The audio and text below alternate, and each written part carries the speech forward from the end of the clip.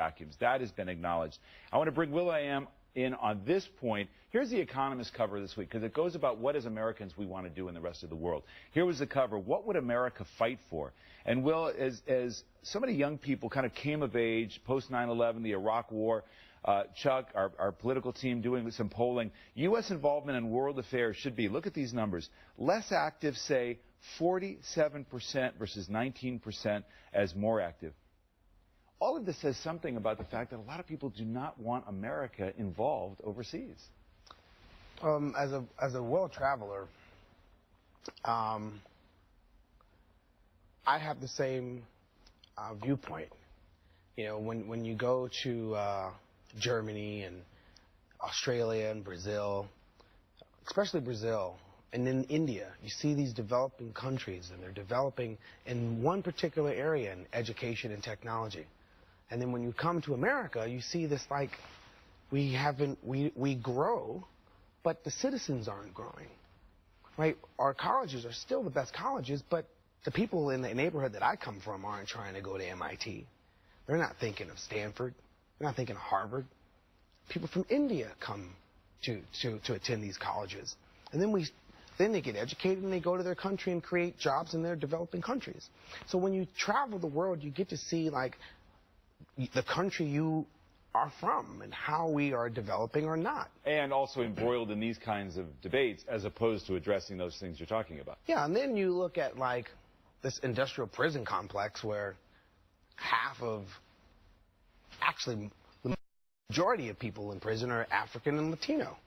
African American and Latino. It's like, that breaks my heart, right? So how? Why? Well, I think to your point about, you know, being a world traveler and seeing other cultures and other countries, you begin to identify these other places, these foreign countries, as places where human beings just like us live. And the idea of that we would somehow militarily involve ourselves is a little less, you step back a little bit more. But on the other hand, when they're being slaughtered by their governments, you know, you feel like we got to do something. But it's interesting, you know, that number is an economic number. What I've been telling people, that 47% about being less active in world affairs, that is not saying, hey, I'm tired, yes, some of it's war weariness. A lot of it goes to what I think Will was just addressing, which is this feeling that, well, you know what, and it's something Governor Perry said, you know, this feeling that the economy is there may be jobs out there, but people feel underemployed, or they feel as if there isn't, the American dream is harder. It's harder to advance. It's harder to get up the ladder. And I think that frustration, what do we make, right? What do we make as a country? Isn't this a big part of our foreign policy, right? Is getting to what Will's saying, is getting our economy right, building something. Even in your party, there may be a lot of conservative critics of the president on foreign policy and drawing red lines in American leadership, but there's still a weariness about projecting American power to try to somehow to transform parts of the world. I believe in American exceptionalism. I believe we have a leading role. I believe in peace through strength. Unfortunately, we have a president who is not believed around the world. He's lost the credibility. I think if he had that credibility and had the military strength to back it up, there would be a lot more peace out there. And in terms of trade and opening up markets, there's so much more that we can do. But our nation is so heavily regulated. You have so much uncertainty in our nation about taxes and Obamacare and those. It's forcing these jobs overseas where we should be growing those right here in the United States. Can I ask a question?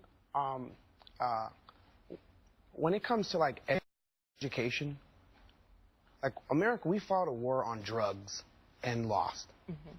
And all it did was put young people in jail for petty drug crimes, and our prisons are overpopulated, and prison guards get paid more than teachers. Why can't we all agree that we should fight a war on education, starting at it?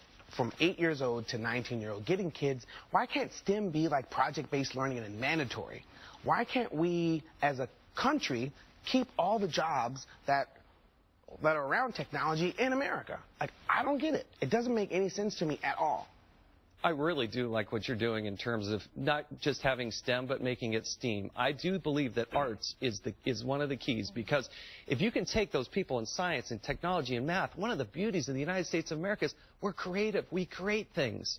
And having those arts engaged in that, I believe that the best way to do that is at the state level. What we're frustrated with is we don't want the federal bureaucracy. There shouldn't even be a federal Department of Education, because I want to drive that down to the states. Let them innovate. Let us in Utah figure out how.